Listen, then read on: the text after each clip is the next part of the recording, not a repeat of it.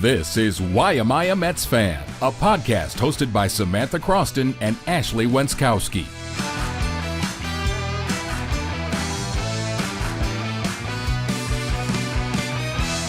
What's up, everyone? Welcome into another edition of the Why Am I a Mets Fan podcast. That's Ashley Wenskoski. I'm Samantha Croston, and we are two Syracuse sports reporters. I was going to say based in Syracuse, but I already said that. Tell people where they can find you before we get started. At Ashley Wenskoski TV on Twitter. My Instagram is still private, so that's irrelevant to you all.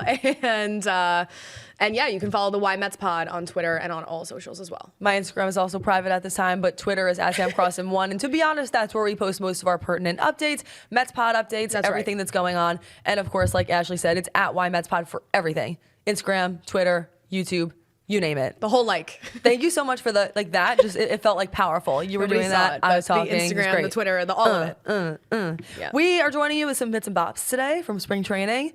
And I'm so excited, to be honest, to be past the. I don't want bits nor bops. I want opening day. I want substance, you know? Folks, we are, and I know if you're a Mets or just a baseball sicko, you've had this marked on your calendar for months. We are 3.5 weeks out from opening day. Thursday, March 26th, the Mets host the Pirates at Citi Field. That is number one, a few days earlier than I thought before I actually looked at a calendar. Number two, right around the corner. And number three, we have the World Baseball Classic coming up here shortly to pacify us in between. So baseball is here. Truly, rejoice. I thank whoever you need to thank, because we are not through this long and horrific winter in Syracuse, New York, but they are going to start playing baseball at NBC Bank Stadium in the snow. The sun was out today, but it was so cold. It was still 20 degrees. It really didn't help a lot, I gotta be honest. The point is, baseball is back and we're excited to talk about it. So a couple of pertinent things have come out over the past week, including but not limited to who the opening day starter is gonna be. Freddy Peralta, Carlos Mendoza already announced, kind of shared the opening day starter for the Mets. A little early, by the way, to be naming, though. I mean, I think when he said it at the end of last week, I think he said it on Friday maybe, we're a month out from the season still. I was a little just surprised to see that come across my timeline that early, because I get it out of the way, don't make it a whole thing, just get it over with. Peralta's going to start opening day. All right, fine. That's the guy who you brought in to be your ace, and I understand, and I value that. However, and I know people are going to say that I'm eating my own words, because on this podcast, I have noted how I don't think Nolan McLean should have the pressure of being the Mets ace this season. I think that would be bad. That's why they brought in Freddy Peralta. Good news for all involved. But, the little devil on my shoulder is sort of well, do you know who's starting opening day for the Pittsburgh Pirates? A man by the name of Paul Skenes. You may have heard of him once or twice. At Citi Field, the Mets had a terrific opportunity. Actually, Major League Baseball had a terrific opportunity, because it's a nationally televised game. SNY is not doing opening day. So sorry for everybody who wanted to hear Gary, Keith, and Ron on day one. You won't. It's on NBC. Yes, it's on NBC, our channel here in Syracuse, our New York. station. All of that aside, you really had an opportunity to set up a McLean, Skenes, next generation of star baseball aces on that opening day. And they chose a different option. Peralta's great. Like I said, I want Peralta to take that weight of that ace role this year. I don't want that to fall on McLean's shoulders. However, could have been fun. You're lying if you said that. This is me trying to convince myself. I'm convincing myself. But you know what I mean? I think everybody was there. No one's necessarily hoping for it or thinks it's the right decision, but it's you're lying if you say that you weren't considering that possibility, thinking about how cool that would look, the graphics, the hype. I'm not saying it's right, but it'd be fun. But it'd be fun, and sometimes fun is right. No, I get it. Listen, I actually do agree with you. I think you're right. You're talking yourself into it from a logistics standpoint. I'm no, this is what we should do. And for the record, it is what they should do. If they brought in Peralta to be the ace, a part of me feels like the reason why they said it so early is because they're just trying to give him a little respectful nod. Hey, listen, we brought you in to be this guy. This is who you're going to be. And to your point, Nolan McLean was awesome last year. I have no doubt at all that he is going to be awesome again. And I'm not even sure if it is going to be a Peralta ace situation. I could see them both kind of in some way competing for that top spot, or you're really looking at two people who are your two top pitchers. That being said, I just think that he is young, and at some point, everybody falters, and you'd sort of like to see that happen first and see how he handles that, how he responds to adversity before making, any further decisions. Yeah, I think it's also, you have to think about, they've been very open, I think, about the possibility Peralta's here on a 1-year situation. David Stearns and the Mets want to extend Freddy Peralta. I think all signs that have come out of that camp have spoken towards that. The New York media has been chomping at the bit every 5 seconds to be like, have you had any talks about extending Peralta? And it's like, this guy actually just got here yesterday. Let's all try to take a deep breath.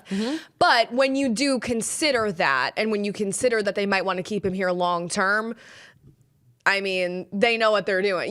This is a guy that they want to keep happy, at least for the time being, that they want him to like his experience as a Met. They want him to like kind of what goes on here this year so that they have a fighting shot, whether it be midway through the year, whether it be in the offseason, to re-sign or extend him. Which I understand.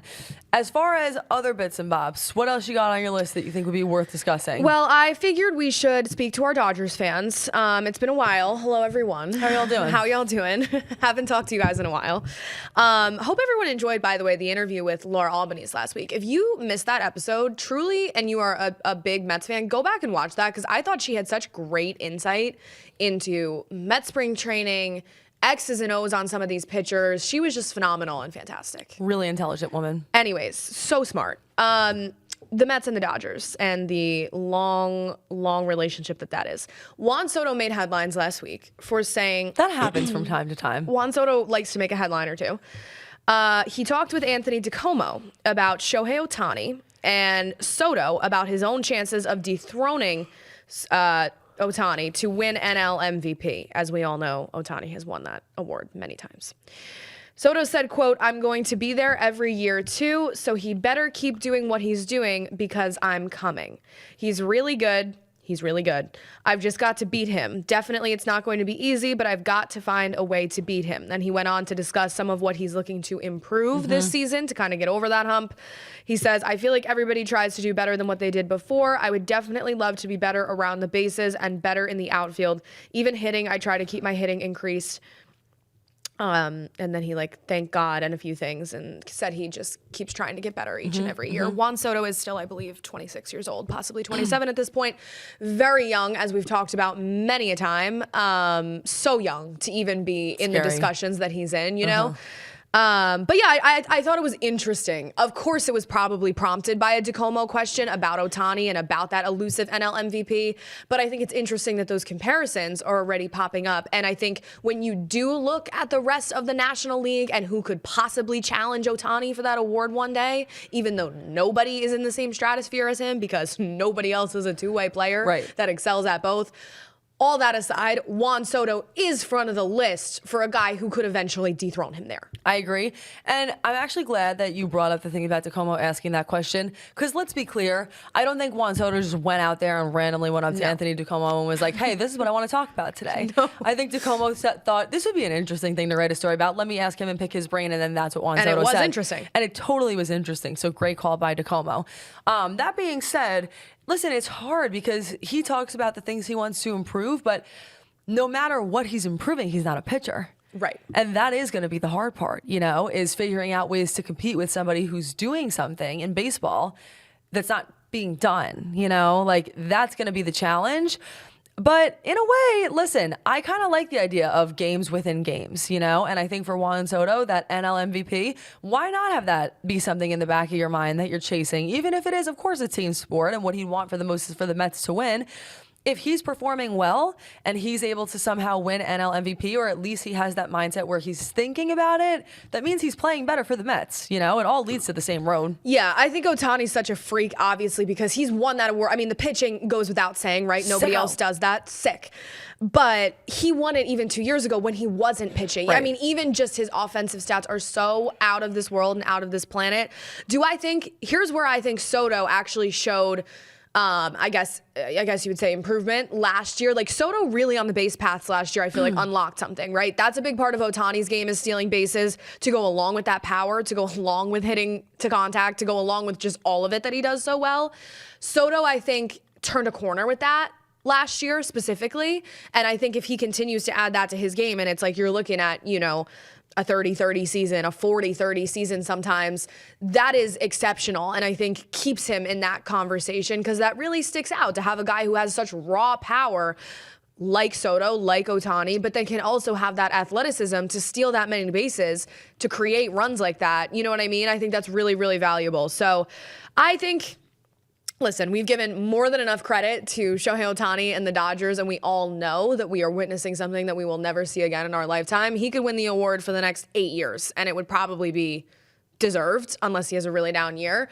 But I think that if you're a Mets fan, you have to at least look at having A, Juan Soto, B, Francisco Lindor on your team who are top 10 in NL MVP voting every year. Top 10 is not good enough. You want to have the MVP, of course. But to just have two guys that are even in that conversation is a lot more than a lot of other teams in the National League. 100%. That's something that I think that all Mets fans should feel good about. And when it comes to the MVP, the bottom line is, I think if Soto is going to dethrone Ohtani, what it would come down to probably more than anything is consistency. Yeah. How many games is he hitting well in, right? Like, what are the numbers he's able to put up? Because if they're not as astronomical as Ohtani's, which you kind of feel like it's going to be hard to beat, then I think that maybe that's where consistency plays a role. And you're seeing how frequently he's able to put up some numbers like that and what else he's able to do. We'll see what happens. I mean, listen, I think both of us would probably sit here and tell you that we think Ohtani is the best baseball player that's playing right now, maybe the best baseball player ever, but it doesn't mean that he can't be dethroned in a season, you know? And you know what? I think it's interesting too. We'll see how Soto adjusts to a new lineup this year because the guys around him are very different. Ohtani obviously has that Dodgers lineup is staying relatively the same in comparison to the last couple years. Soto's going to have some new surroundings. He's going to have some new guys around him. Obviously, the loss of Pete Alonso, but then maybe a top-to-bottom more consistent lineup. So we'll see how that changes his approach. We'll see how that even changes where he hits in the lineup, you know? That's the one thing, to be honest with you, a couple weeks out that I still just feel kind of nervous about. I understand why this had to happen because when you're a team that has World Series aspirations and you don't make the playoffs, something has to change.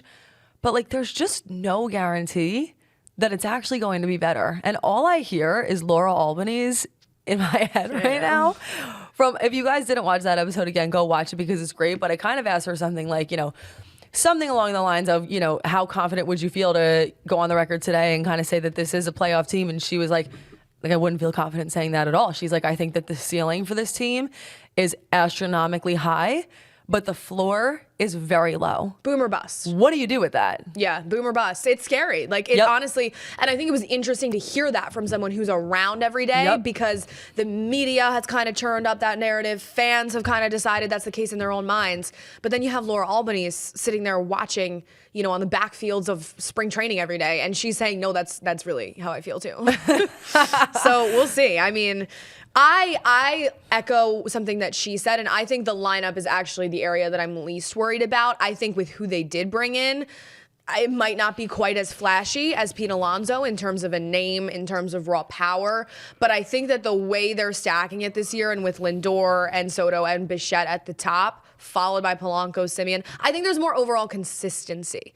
I think you often, or there has the potential to be. We'll see though. If Polanco and Semien have down years and, Vientos and Beatty kind of keep cruise control on the status quo of like, nah, then it doesn't look so good. But I think on paper, opening day today, this year, 2026, in comparison to opening day 2025, there's more potential for consistency 1 through 9. Whereas last year, I feel like you looked at that lineup 1 through 6, you were like, yeah, this is great. 7, 8, 9. Who are these guys? I understand completely. We'll see. And at the end of the day, you know what? I think as a Mets fan, maybe you're okay with the idea of a boom or bust kind of year because nobody really wants what last year was. I mean, I don't think any baseball fan would want what last year was. That was like sickening. Horrible. That actually was the worst of the worst because it was like this team is great, and then this team is terrible. Like my dad, who watches the Mets every single year, I mean, he's lying. I'm sure your dad has said similar things, but like for like months, he was like, I can't get over it. Like he literally told me a few weeks ago, he was like, I thought I wasn't gonna come back but I'm back and I'm ready for another year. I'm like, you were going to come back. to be hurt again. I am ready to be hurt again. Life of a Mets fan. You never left. No, my dad, it's funny you say that because my dad pulls that same shit. Specifically last year in like September, I'd like ask him about, it was coming down to the wire. It was like game 162. We're going to make the playoffs. He's like, I don't even watch anymore. My mom's like, he's watching. No, he's watching. He lies. He's a liar. He's like half in denial himself. He's like, I hate that team. I don't watch them. But he's like, no, wait, that's the best part. I'm literally imagining it being like, no, I don't watch. Meanwhile, he has like 8 alerts on his phone. He watches every night. It is such a disease. It's a disease. Anyway, the point is everybody's back.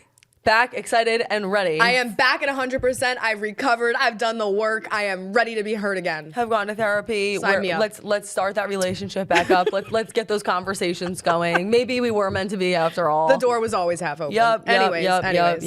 Let's move on to Brandon Nimmo. Okay. A couple things came out about him. Honestly, I'm sick of Brandon Nimmo. I'm just going to say it. That's I'm okay. done. We're beating a dead horse. It's the year of the horse. We're beating a dead one, and it's Brandon Nimmo. Okay? Hard-hitting, beautifully big said. J journalism on this podcast. Brandon Nimmo told the New York Post for the 9,000th time, the New York Post is out here working the phones. They've got the 80th expose of the offseason coming out about what actually went down last year. He said that he felt a certain, quote, numbness when the Mets traded him away to the Rangers. He said David Stearns called him out of the blue. He knew it had to be something big because Stearns didn't usually call him out of the blue. And he felt very numb about the whole thing and honestly not so shocked. Yep. That's what he told the New York Post. He also went into some weird details on he felt like he talked too much in meetings and maybe that could be the reason. I don't know, Brandon. You're going to have to work through all that. But the point is, he's in Texas. He's no longer on the Mets. And he also told Will Salmon last week, who works for The Athletic, I believe, he clarified some things on the Francisco Lindor narrative. Because there was this whole thing that the Post tried to promote earlier in the offseason that they couldn't name a captain because Lindor wanted to be captain, but Nimmo had been there longer, and it was a whole thing. He said, quote, I never felt any animosity from Francisco about a captain spot. I never felt it at all. I always told anybody that asked about it, I don't need a C on my chest to know that I have an impact on this clubhouse. Then he went on to call Francisco an amazing leader, a great teammate. I don't think that they hate each other. Listen, now, I do think that Steve Cohen, on the first day of spring training, being like, I'm never naming a captain, that came from somewhere. I don't think we should just overlook that. But I don't think they hated each other as teammates. I come on. I don't think that either. I mean, it is kind of funny how it keeps on coming up, and I'm actually almost surprised in a way that Nimmo does still want to discuss it, and he's even, you know what I mean, fielding those questions. Let's be done. But that actually kind of makes me feel like maybe there are still at least some sorts of feelings there, or else why would you even go on the record and talk about it, right? Well, it was a long-term breakup. Brandon Nimmo was a Met for a decade. I know, and I'm not saying that it doesn't make sense. It makes sense why he'd still feel hurt, but clearly I'm saying my point is they're not still over it. At least one of them isn't, you know what I mean? I don't think anybody's over it. Right, that's why going on podcast or whatever, talking to the New York Post, whatever it is. I mean, I guess the only thing I can say that I actually take from hearing that discussion and hearing what Nimmo said is that, you know what, maybe it is better that the New York Mets didn't name a captain because it frankly just seems like a little bit more trouble than it's worth. And again, going back to Laura Albanese, because I thought that this just added some good insight. I'm sure many of you watching know this, but Albanese was like, honestly, she's like, I don't think it's that big of a deal that they're not naming a captain because if you look around at the sport of baseball, it's sort of like a rarity. Yeah. It's not the norm for that to be the case. I don't know why I'm just like a pro-captain kind of person. I like the idea of having one leader who you can turn to when things are going south, and I think that that's important. That's just how I feel, but I can totally understand where the dynamics of that get a little complex. And Steve Cohen's like, listen, I got stocks to look at and all kinds of stuff to do. I just can't get involved in all this right now. The casino's being built, the stocks are being traded. Yeah, that casino is gonna go hard. It is. It really is. No, I think it was interesting to hear Laura point out kind of what actually, in a weird way, we lose sight of it sometimes, right? Because we grew up in the New York area. We grew up a Mets fan. The Mets always have a captain, have frequently had a captain throughout their history. kind of, I guess. There's been gaps. The Yankees have a captain a lot of the times. It's a very New York-centric thing. As I pointed out, I think there's a reason for that because you are in the most harsh media market in the entire country. You need someone who's like, it's their duty and their role to kind of shoulder that burden the most. At the same time, I said it when we were talking about the whole Lindor thing. I don't really care if they have a captain or not. I think what I wanted or what I guess hoped for, it was Lindor based for me. It was like, this feels like a guy who'd be good at it, you know? But it was interesting to hear her point out what other fans in our comments, and certainly Dodgers fans, have been saying for months, being like, why are you guys so fixated on this captain thing? It's really a New York thing. I have nothing else to say besides that. Yeah, I understand. I think, you know what the other interesting thing is like, obviously, even when you look at, college sports, I guess the interesting thing about baseball is that it's just the captain, whereas in a lot of other sports, you have several captains who play different roles. To be honest, that's really like, just when I look at all sports, like that's the model that I'm really interested in. I'm not saying baseball needs to adopt that. I'm just saying, to me, that makes the most sense because honestly, in a, just go into an alternate world or an alternate reality for a second with me, like, to me, Nimmo and Lindor are both guys who would make great captains, but they're just so different. Right. To me, Nimmo is somebody who's more of a lead by example. He really doesn't frequently talk. He's not the guy who's speaking up constantly, whereas Lindor is the guy who's more vocal, a little more media friendly, a little bit more, he's like the face. At New York Fashion Week and like we'll leave the fashion out of it, but he's at things in New York, you know? The way that I can explain it, this is kind of the only thing I can think of because like I used to be a lacrosse player, is that like for when I was a lacrosse player, you would always walk out of the locker room as a team, and the captains would go in the front and in the back. And in my mind, Lindor is the captain that walks out first, and Nimmo would be the caboose. Like that just to me feels like the roles that they sort of have, but it doesn't mean that either of them couldn't do a good job. I just find it interesting that baseball is that kind of sport where it needs to be the guy. Not every team is built like that, which is why I guess probably Steve Cohen took one look at the situation, realized that, and was like, we're just not going to do it. We're not going to do that. No, I think I think everybody needs to let go. I think Brandon Nimmo should probably focus on Texas. I think we should all probably focus on the players that are on this team this year, okay? There's been a little too much discourse for me about Nimmo and Alonso. Those guys don't affect my life anymore in an emotional attachment way. So Ashley's had enough. I've had enough. But I think it's interesting at the same time how much it has been focused on might lead you to believe that what Laura Albanese was saying, that the clubhouse was very corporate last year, that there were more deep-rooted issues there than I think anybody, New York Post, anybody has even uncovered, probably. That one, let's just take one beat on that because we never discussed it, but beyond her saying that one kind of felt like a bombshell to me. Not to say that people didn't know that, and obviously you look on Twitter, Mendoza the cesspool said that is, yeah. and you see people speculating, and you see Mendoza talking about it, but still, she's somebody who is an objective observer. There every day. And has firsthand access to all of the happenings. And she was like, no, that was real, Yeah. A corporate feel is such a specific and interesting way to describe that, because when you think corporate, you think that's not a team that's having a lot of fun. No. And it's not a matter of, oh, well, we just want them to, it's not like we necessarily need them to have fun or want them to have fun, even though we do. But I actually think that when you are the kind of team that has fun and plays loose, that actually can translate to success. Definitely. I think winning is contagious. I think we saw that so much in 2024. And I think that's true throughout all sports. I think that's true in the NFL. I think that's true in college sports and everything. But I think college basketball, for instance, will not expand on that. But check out the Orange Zone podcast. But check out the Orange Zone podcast if if you want to hear about Syracuse basketball. Anyway, the point is, I think that's true throughout all sports. Winning is contagious. But in baseball specifically, I find that to be so important. It is so well documented how much of a slog the Major League Baseball season is, for lack of a better term. Slog, okay? They are out there in the mud in the dog days of August. The playoffs are still a month and a half away. It's 100 degrees. These guys have got to go out there every day, 162 games. Longest professional sports season. You get the idea. I think that in an environment, specifically baseball, to have what you would quote a corporate clubhouse or a corporate locker room, is like the kiss of death. You can't be corporate in that situation. No. You got to have baseball. Think about baseball throughout history. It's like guys are drinking beer in the clubhouse, and they're like, think about way back in the old days. Among other things, you have to have that fun, because if you don't, boy, oh boy, can that season feel long. No, I get it.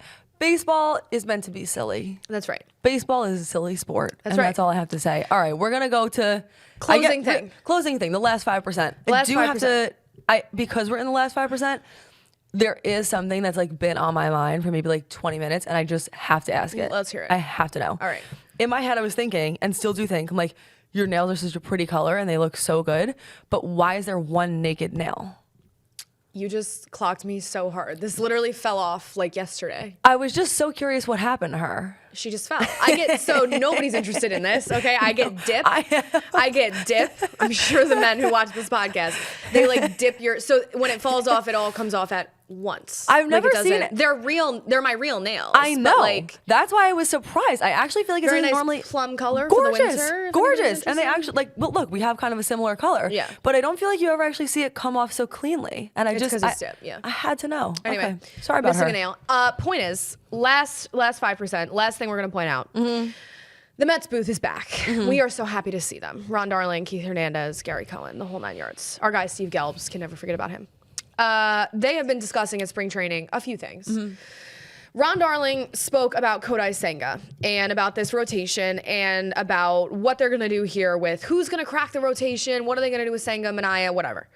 He said, quote, "This is my feeling. Senga's been here long enough. I think it's time to be in a 5-man rotation. The rotation should not work around him anymore. It should work with him." I'm interested to get your thoughts on that. Yep. On one hand, I agree. I think Senga has been here on the Mets now for, what has it been, 3 years? Nobody quote me, but it's been a few years, okay, since he's come over from Japan. I get it. The whole 6-man rotation thing is an idea. It's to keep them comfortable. That's what they do in Japan. That's the workload that they're used to having. You try to keep them comfortable when they come over here to this environment, and you try to implement it. In a lot of ways for a baseball team, it can help, right? It can help minimize injury, minimize how many times a week these guys are pitching, take off some of that workload. If any of that is actually effective and 6-man rotations actually do prevent injury and keep these guys on the field, then in my eyes, it is worth it. However, think about all the guys who are used to a 5-man rotation. That's what I was thinking. All the way up. And then all of a sudden, they're taking an extra day before they pitch.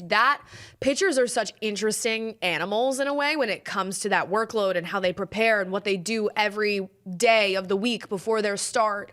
I could see that messing with some guys. I mean, to your point, every pitcher is so intricate. They are weird about that stuff. And it's like, I mean, it's such a mental position, because back to that idea of it's a game within a game, it's like being a goalie. It's like being a quarterback. Like, there are just certain positions where like there's actually really nothing that, I mean, you know, you could have good fielding and that helps. Same thing if you're a goalie, you could have good defense and that certainly matters.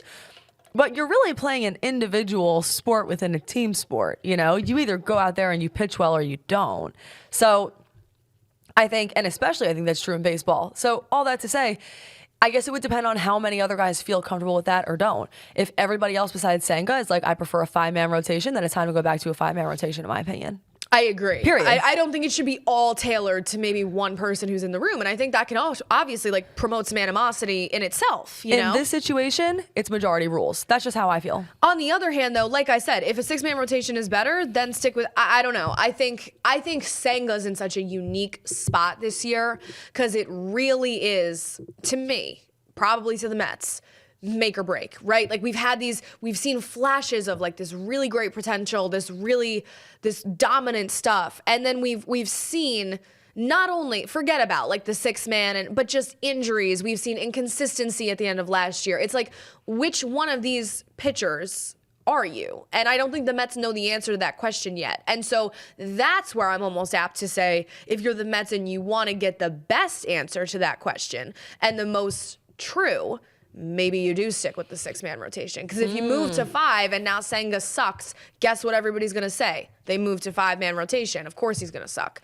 I'm not interested in there being any more excuses for Kodai Senga, is what I'm going to say. There's a few things you're not interested in anymore. No, I'm not. Hey, listen, we'll keep that as our sort of question of the day. What do you think that the New York Mets should do about that? We would love to hear it. Beyond that, that's all we got for you for today, but there is more baseball coming. Thank God. So soon. We're here. We made it. Thanks so much for joining us. That's Ashley Wenskoski. I'm Samantha Croston. We'll see you back here when the next big thing happens. Have a great week.